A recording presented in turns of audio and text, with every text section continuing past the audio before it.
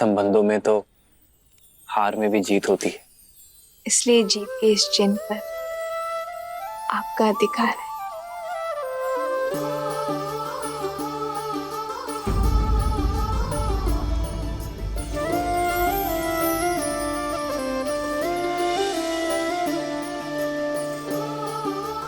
कितनी शीलवती है हमारी सीता। कैकेयी दीदी तो मिलने से पूर्व ही समझ गई थी।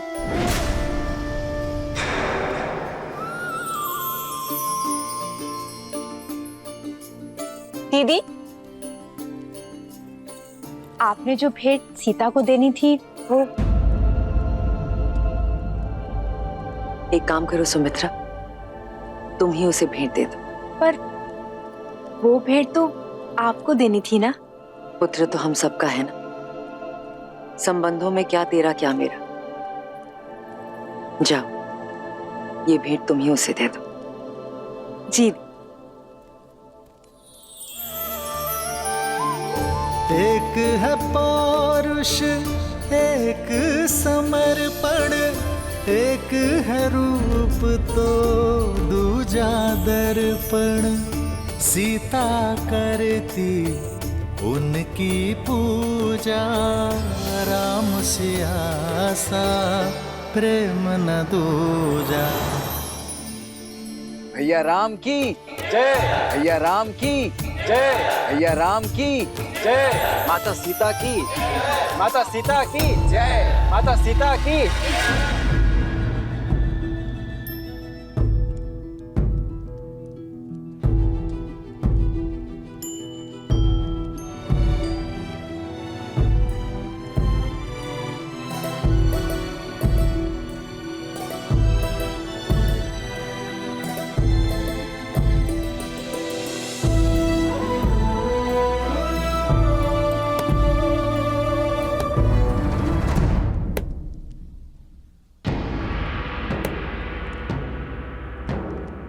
कोयल बड़ी भोली दिखती है और कौवा बड़ा धूर्त, पर होता उल्टा है। कोयल कव्वी का अंडा नीचे गिराकर अपना अंडा कौवे के घोंसले में डाल जाती है और भोली कव्वी उसे अपना समझ लेती है, किंतु जब अंडे से बच्चे निकलते हैं तो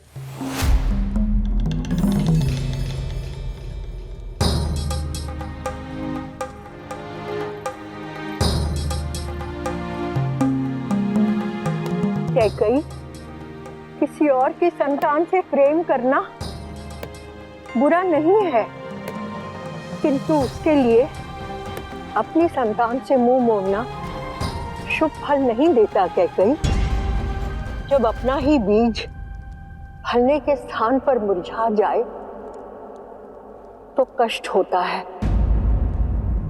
ना? मेरी बात मानो कैकेयी, अपने पुत्र के भविष्य को बिगाड़कर महान बनने से श्रेष्ठ है स्वार्थी बनकर उसका हित साधो। माँ यदि स्वार्थी ना बने तो ये संसार माँ को क्यों पूजेगा? कैकेयी, तुमने मुझे माँ बुलाया है ना? मेरी बात सुन रही हो ना? कैकेयी, संदेश भिजवाओ। भाई युद्धजीत मुझे शीघ्र अतिशीघ्र अयोध्या में चाहिए। हाँ, भिजवाती हूँ।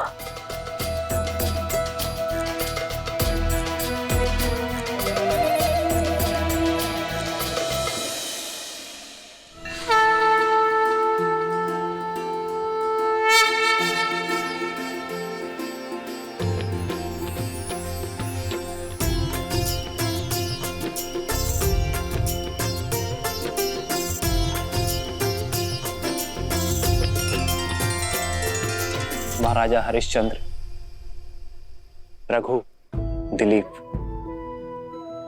और भागीरथ जैसे महान पूर्वजों के प्रताप से ही आज अयोध्या ऐसी है सीता।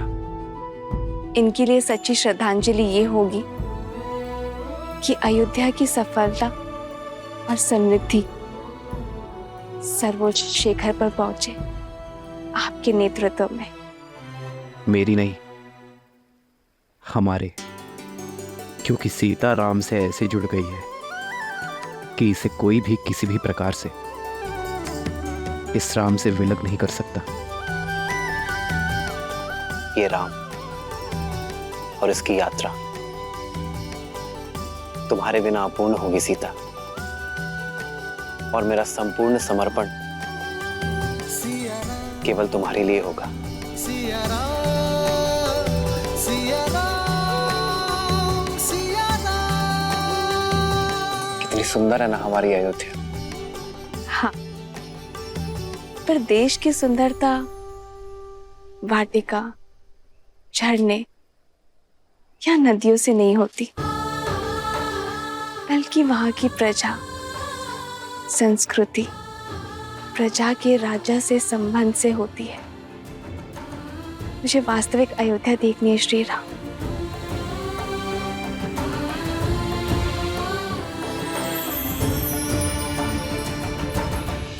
आओ नदी के उस पार, मैं आपको विस्तारित राज्य दिखाता हूँ।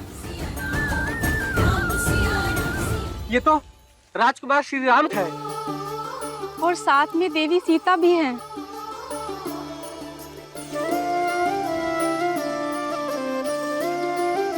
आप दोनों के दर्शन पाकर धन्य हो गए। लक्ष्मी नारायण की जोड़ी है, सदैव प्रसन्न रहो। नहीं नहीं, गौरी और महादेव जैसी। जन्म जन्म का है ये संगम, राम रतन सीता वैभव धन। एक है पौरुष, एक समर्पण, एक है रूप तो दूजा दर्पण। राम है लोचन, सीता दृष्टि, ऐसे राम है चलाओ। बादल, सीता वृष्टि। राम सिया राम, सिया राम, सिया राम, राम सिया राम, सिया राम, राम सिया राम, सिया राम, सिया राम, राम सिया राम, सिया राम। सीता को रखते हृदय रघुराई, पूर्ण राम को करने आई। सीता करती राजकुमारी जी, उनकी आप भी खाइए ना। पूजा, राम सिया सा प्रेम न दूजा। राम सिया राम, सिया राम, सिया राम, राम सिया राम, सिया राम, सिया सिया राम की जय जयकार, सिया राम, सिया राम। आप सभी का इस प्रेम के लिए धन्यवाद। धन्यवाद तो आपका कि आप दर्शन दिए। हम तो अयोध्या भी ना आ सके आपके स्वागत में। क्यों? आपको सूचना नहीं मिली थी? सूचना भी थी और निमंत्रण भी, किंतु साधन नहीं था। भूमि मार्ग से यहाँ से अयोध्या जाने में अत्यधिक समय लगता है। पर उत्तर दिशा से सरयू पार कर एक छोटा मार्ग भी तो है अयोध्या के लिए। उस दिशा में ही तो सरयू पार करना बाधा है रघुनंदन।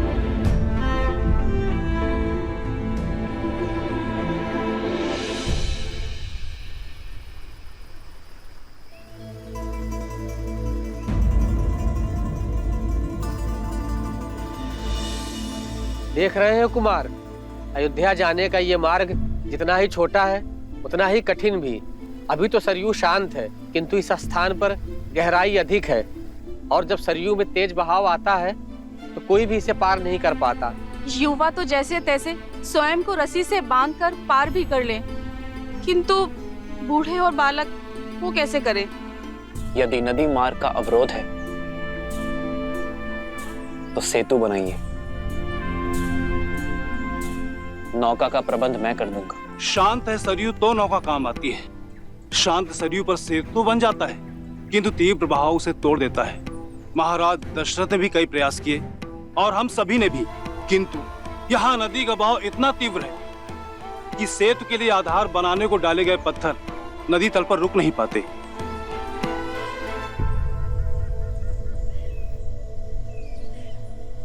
कई बार हम समस्या को देखने में इतना खो जाते हैं कि समाधान सामने होते हुए भी हमें दिखाई नहीं देता। इस स्थान की दुर्बलता सरयू का अचानक होने वाला तीव्र बहाव है, किंतु यहां की शक्ति जल है। वो जल जिस पर सब कुछ तैर जाता है। यदि समस्या एक है तो नौकाएं अलग अलग क्यों?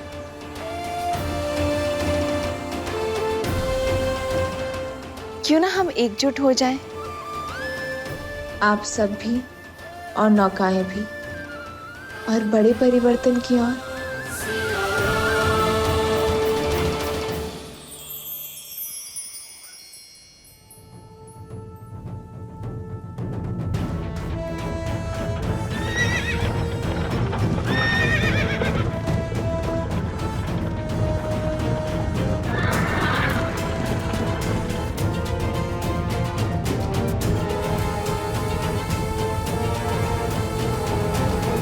पिताश्री बहुत ही चिंतित है कि भरत का विवाह एक ऐसे परिवार में कैसे। माना कि मांडवी के पिता मिथिला के राजा के भाई हैं, पर स्वयं तो एक सामंत ही है ना, और उन्होंने हमें सूचित भी नहीं किया। केवल मामा नहीं, माँ को भी बहुत देर से पता चला, किंतु आप पिताश्री से कह दीजिएगा मेरी चिंता ना करें। उनकी पुत्री अपने समस्याओं का हल निकालने में सक्षम है। आप केवल भरत को पुनः कैकैया ले जाने का प्रबंध कीजिए, उसका राजनीतिक प्रशिक्षण पुनः करवाइए, नेतृत्व में इतना तीव्र कराइए उसे कि उसकी मां कैकई को उस पे गर्व हो। के राजकुमार युद्धजीत महारानी कैकई के साथ पधार रहे हैं।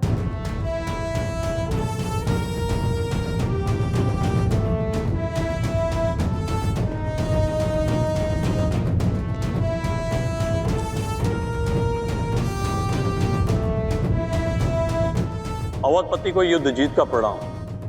प्रणाम राजकुमार युद्धजीत, अयोध्या में स्वागत है आपका, पधारिए। मामाश्री प्रणिपात, सूचना भिजवा देते, स्वागत के लिए सज्ज रहता मैं। जब कार्य विशेष हो और दूरी अधिक तो सूचना भिजवाने का क्या लाभ।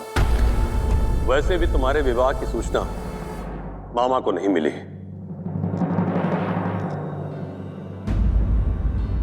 आपने सही कहा राजकुमार युद्धजीत, देरी से आई सूचना का कोई अर्थ नहीं।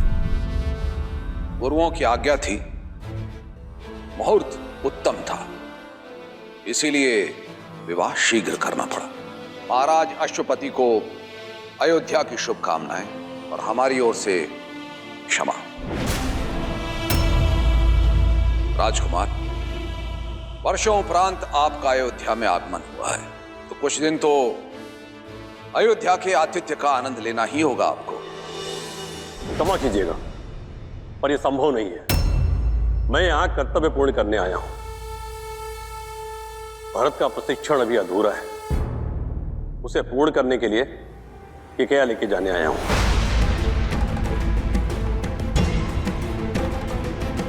ये कैसी बातें कर रहे हैं आप राजकुमार? अभी अभी तो इनका विवाह हुआ है, कुछ दिन नव दंपति को साथ रहने देते हैं। कुछ माह के उपरांत आप ले जाइएगा इसे। क्यों कैकई?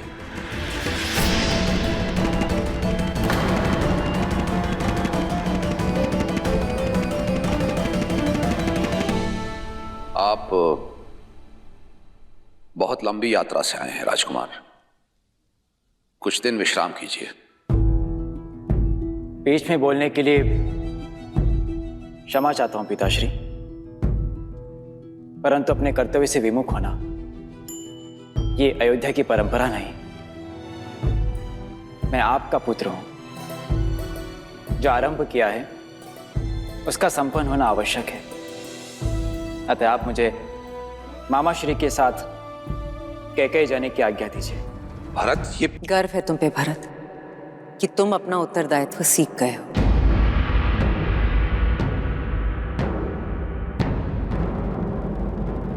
मां, ये सब राम भैया की कृपा से ही हुआ है। जीवन का ये मंत्र मुझे राम भैया ने ही सिखाया है।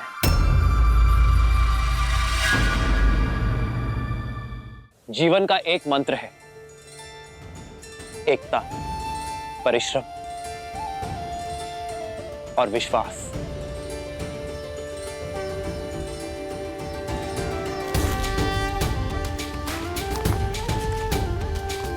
श्री रामचंद्र कृपालु भजु मन हरण भव भय दारुणम। श्री रामचंद्र कृपालु भजु मन हरण भव भय दारुणम। नव कंज लोचन कंज मुख कर कंज पद कंजारुणम। कंदर्प गणित अमित छवि नव नील नीरज सुंदरम। पटपीत मानहु दड़ित रुचि सुचि नामि जनक सुतावरम। श्री राम श्री राम राम राम सिया राम। समस्या इतनी कठिन और समाधान इतना सरल। वर्षों की समस्या का हल प्रहरों में ढूंढ लिया आपने। हल समस्या के साथ ही आता है, किंतु कई बार हम उसे देख नहीं पाते। सदैव स्मरण रखना, यदि एकता, परिश्रम और विश्वास साथ है तो सफलता आपके हाथ है। जय श्री राम! जय श्री राम! जय श्री राम!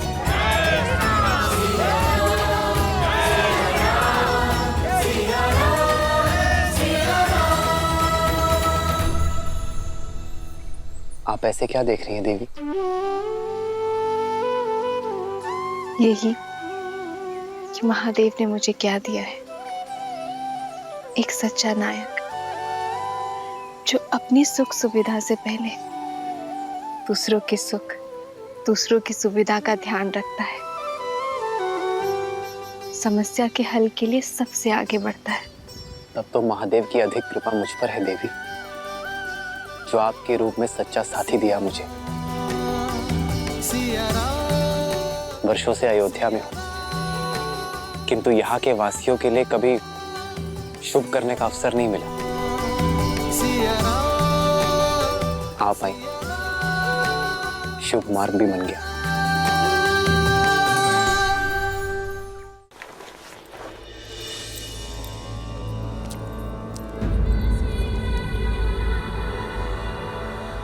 तो अब मेरे आने की आहट भी सुनाई नहीं दे रही है कैकेयी तुम्हें? इतने से अपराध पर इतना क्रोध? ये तुम ठीक नहीं कर रही हो। बिना मुझसे कोई विचार विमर्श किए तुमने अपने भाई युद्धजीत को यहां बुलाया, ये ठीक नहीं है। और फिर भरत ने तुम्हें बताया ना कि विवाह के समय वहां मां के रूप में सीता उपस्थित थी, और मैं अपने गुरुओं की आज्ञा की अवहेलना नहीं कर सकता था। स्मरण है आपको महाराज, प्रथम बार जब मैंने सभी पुत्रों को अयोध्या से भेजने की बात की थी, तब आप ही ने मुझसे कहा था कि मैं केवल अपने पुत्र भरत के विषय में सोचूं। तो क्या यह अनुचित है? कैकेयी, मुझे स्मरण है, मैं तब भी भरत से प्रेम करता था और आज भी भरत से प्रेम करता हूं। अंतर करने का प्रयास तुम कर रही हो। मैं केवल ये कहने के लिए आया हूं, परिवार में दरार डालने का कार्य मत करो। परिवार पर किया गया ये वार फिर से परिवार को सम्मिलित तौर पर खड़ा होने नहीं देगा।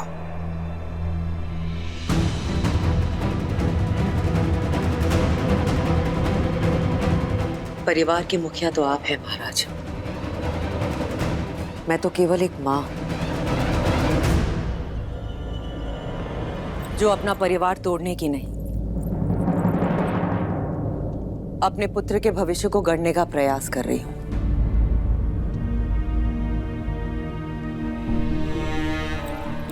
कैकेयी, इतने वर्षों के उपरांत मेरा परिवार एकत्रित हुआ है। मेरे चारों पुत्र मेरी दृष्टि के सामने हैं। उनका घर परिवार बसा हुआ है, वो प्रसन्न है, पूरी अयोध्या प्रसन्न है। फिर तुम्हारे मन में टीस क्यों? मैं जिस कैकेयी को जानता हूं वो इस महल के प्रत्येक पत्ते से प्रेम करती है, तो फिर आज कैकेयी के मन में पत्थर क्यों?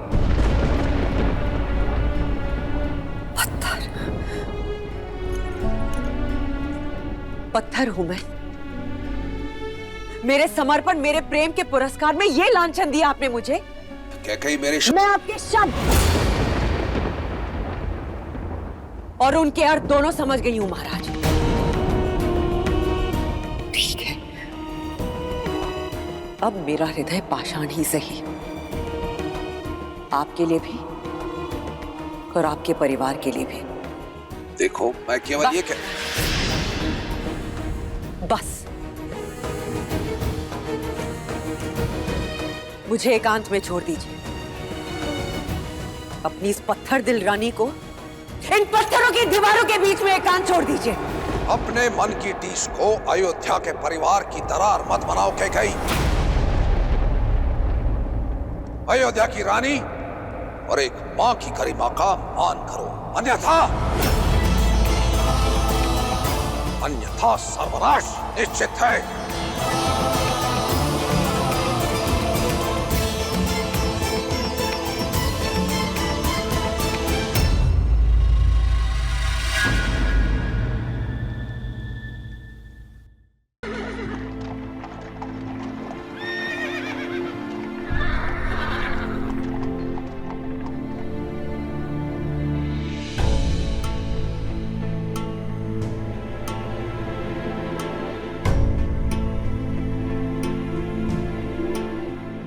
आर्य, आर्य, ये सब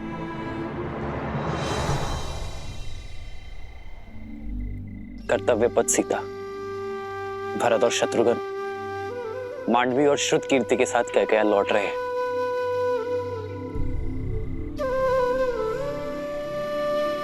आओ।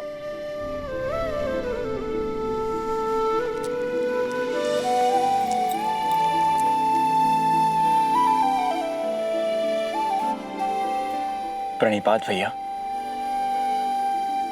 प्रणिपात माता। आप दोनों की ही प्रतीक्षा कर रहे थे।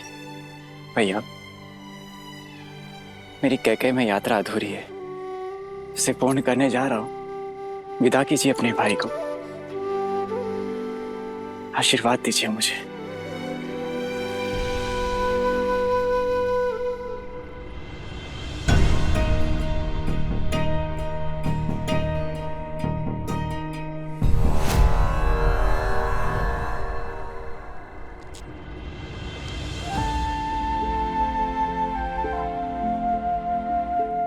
ये देखकर प्रसन्न हूं मैं भरत कि मेरा भाई उत्तरदायी हो गया है। केवल भरत भैया ही नहीं भैया, कोई और भी अपना उत्तरदायित्व समझ रहा है अब। तभी तो मेरे शत्रुघ्न के सामर्थ्य और समर्पण पर पूरी पुस्तक लिखी जाएगी। शासक हो तो सूर्य जैसा, जो अपना मार्ग स्वयं प्रदर्शित करता है। सूर्य के मार्ग पर चलना भरत। भैया, मेरा मार्ग तो सदैव आपके पद चिन्हों से होकर ही निकलेगा।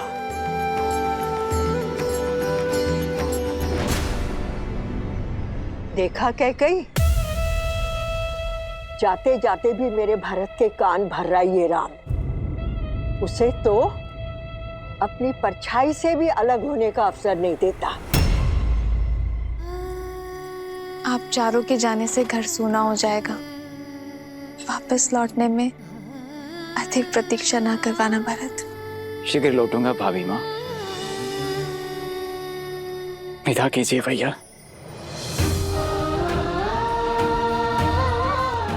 आशीर्वाद दीजिए। उठो भरत, अपना धर्म निभाना भरत। संबंध अपने आप निभ जाएंगे। विदा कर रहा हूं अपने छोटे भाई को। प्रतीक्षा करूंगा एक कुशल प्रशासक की। और मैं वही कुशल प्रशासक बनकर लौटूंगा।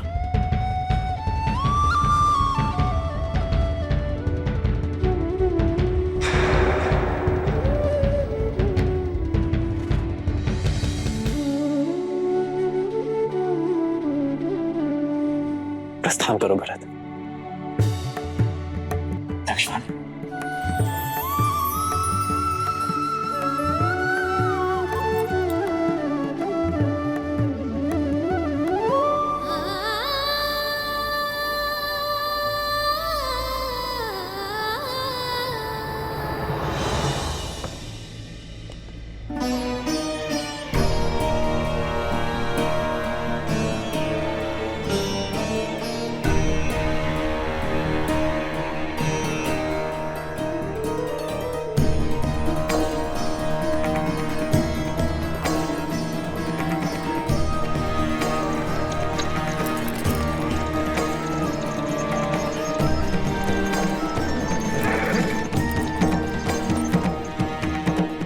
भूल मत जाना कैकई कि वो कौन है जिसके कारण तुम्हें हर बार पुत्र वियोग सहना पड़ता है।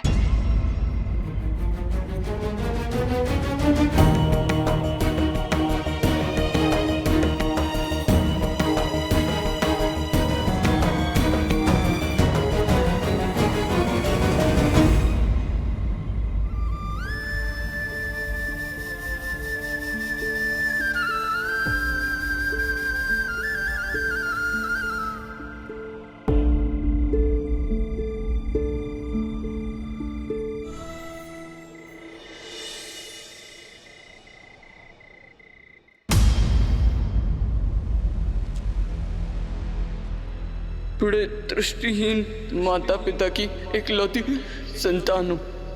आप उन्हें जल पिलाने की तुमने दो अंधों के जीवन का सहारा छीना है। तुम भी अपने आंखों के तारे से दूर हो जाओगे। अपने धर्म रक्षक पुत्र के वियोग में तरस तरस कर मरोगे तुम। ये बूढ़े दुखी पिता का श्राप है, श्राप है।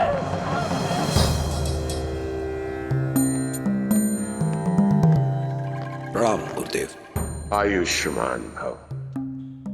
महाराज, अचानक स्मरण किया? सब कुशल तो है? जब मन में चिंता के बादल छाए हों तो आशा रूपी सूर्य का स्मरण तो हो ही जाता है। ऐसी कौन सी चिंता है जो अयोध्यापति को खाए जा रही है? चिंता तो कर्म फल है गुरुदेव। मेरी चिंता का कारण मेरे पाप से मिला वो श्राप है।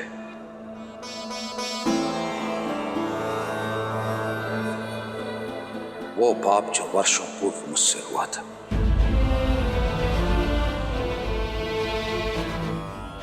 भय मृत्यु का नहीं है गुरुदेव। मृत्यु तो आनी ही है। भय तो मृत्यु के मार्ग का है। इस आयु में आकर पुत्र अपने पिता का सहारा बनते हैं, किंतु मेरे भरत और शत्रुघ्न फिर से मुझसे दूर हो गए। हम निरंतर यह भय सता रहा है कि कहीं मेरे राम और लक्ष्मण तो मुझसे दूर नहीं हो जाएंगे ना गुरुदेव। मेरा मार्गदर्शन करें। ये पल हर राजा के जीवन में आता है महाराज। अयोध्या की पताका लेकर आप बहुत लंबी यात्रा कर चुके हैं। ऐसे में थकान उचित है। और थकने के बाद ये पताका आपको युवा पीढ़ी को सौंप देनी चाहिए। महाराज, आप बहुत भाग्यशाली हैं कि ईश्वर ने आपको राम जैसा पुत्र दिया है, जो योग्य भी है और उत्तरदायी भी है, और प्रजा के बीच में जनप्रिय भी हैं। अपने धर्म और अपने शौर्य का परिचय पूरे संसार को दे चुके हैं, विवाहित भी हैं। मेरा आपसे अनुरोध है कि आप रघुनंदन को अयोध्या का सिंहासन सौंप दें और प्रजा के प्रिय राम को युवराज घोषित करें। अयोध्या की प्रजा ये देखने के लिए आतुर है।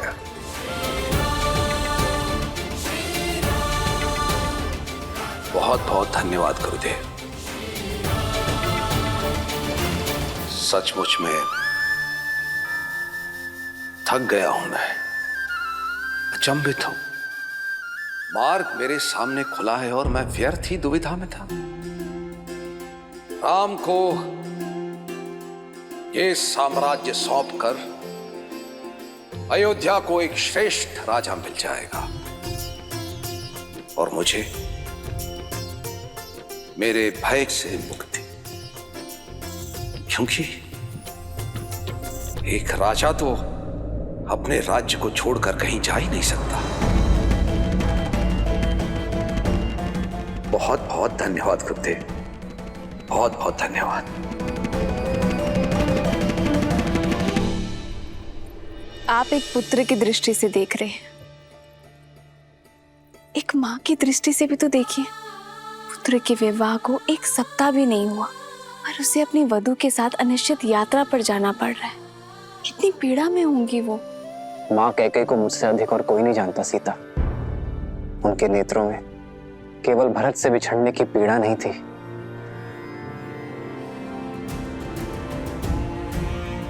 एक आक्रोश था।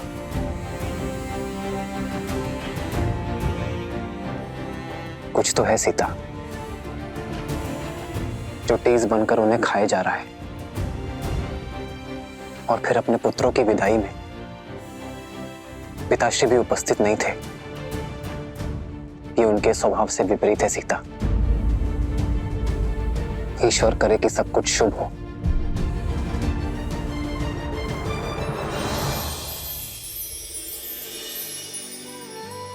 सब शुभ होगा जब माता पिता की वेदना को समझने वाला पुत्र उनके पास बैठकर उनकी मन की सुनेगा। उचित कहा तुमने सीता।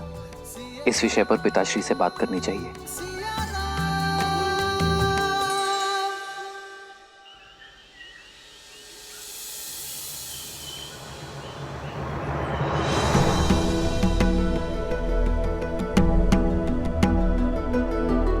भैया, भैया वो पिताश्री ने आपको शीघ्र बुलवाया है। मैं उनके कक्ष में ही जा रहा हूँ लक्ष्मण। परंतु पिताश्री कक्ष में है नहीं भैया, वो राजसभा में है।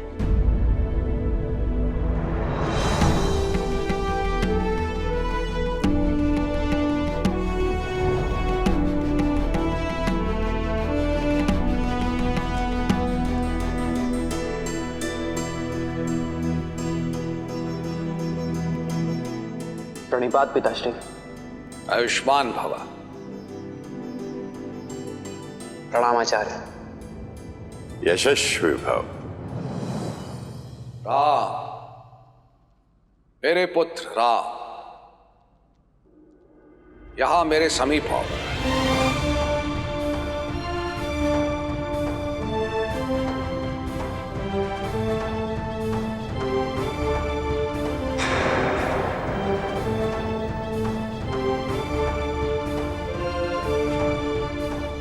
आदेश करें पिताश्री।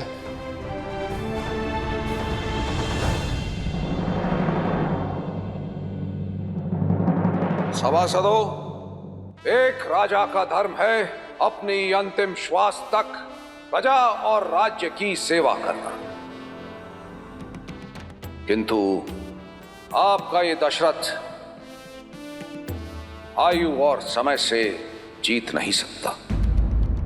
वृद्ध हो गया हूं मैं, इसीलिए गुरुदेव वशिष्ठ के परामर्श और अपने विवेक से मैं अपने ज्येष्ठ पुत्र राम को अयोध्या का अगला राजा, अयोध्या का युवराज घोषित करने का प्रस्ताव रखता हूं।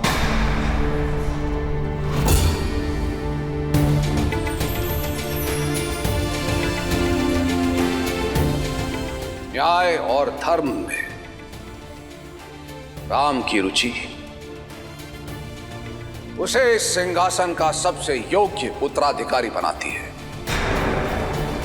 श्री रामचंद्र की, श्री रामचंद्र की, श्री रामचंद्र की जय, श्री रामचंद्र की, श्री रामचंद्र की, श्री रामचंद्र की, श्री रामचंद्र की, श्री रामचंद्र की। प्रेम के मीठे बोल बोल के इतना बड़ा घात किया उस राम ने। बेचारी कैकई, उसे तो इस चाल की भनक तक नहीं। सब नष्ट हो गया, मेरी इतने वर्षों की तपस्या नष्ट हो गई, सब नष्ट हो गया।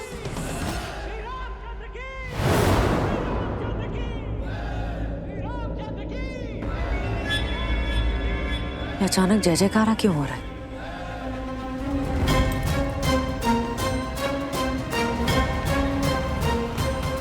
जय जयकार नहीं, ये मेरी कैकई के विनाश का नाद है।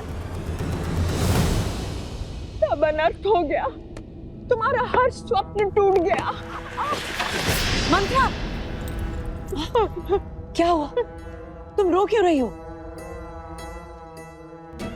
बबूल के वृक्ष को पानी दोगी तो आंचल में कांटे ही गिरेंगे ना। देखो देखो क्या क्या।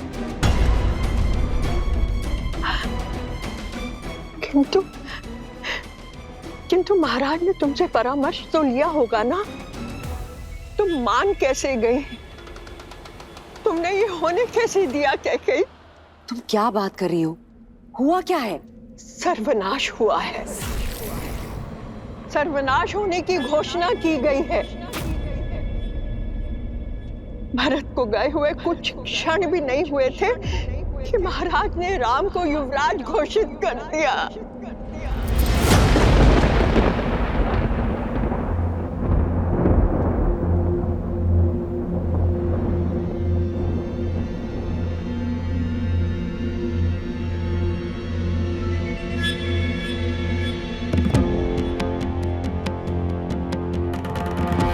अब समझ में आया कि राम ने भरत को रोका क्यों नहीं।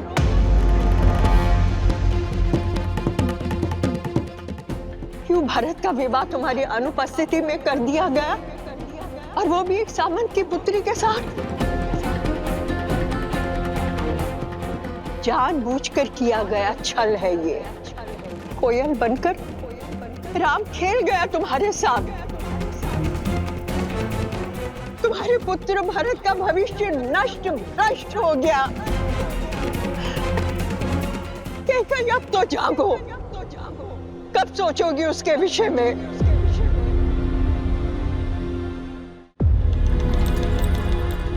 महाराज राम को युवराज बनाने की घोषणा कर चुके हैं। अपने कथन से कभी पीछे नहीं हटेंगे।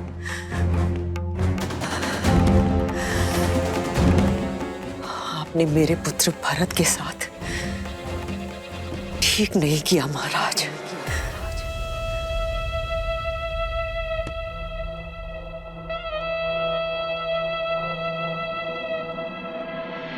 वचन से बड़े शब्द नहीं होते। कैसे वचन? वो वचन जो समरासुर युद्ध के पश्चात महाराज ने तुम्हें दिए थे। तुमने केवल अपने पति के प्राणों की ही रक्षा नहीं की, अयोध्या के महाराज के प्राणों की भी रक्षा की है। एक नहीं 2 वर देता हूं तुम्हें, मांगो। तुम तो भोली हो, भूल गई, किंतु लौटकर तुमने मुझे बताया था और ये मैं नहीं भूली।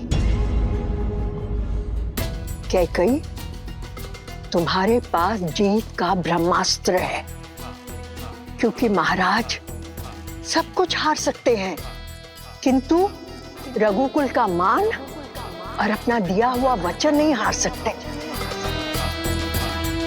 भाग्य से एक अवसर मिलता है और तुम्हारे पास तो 2 हैं।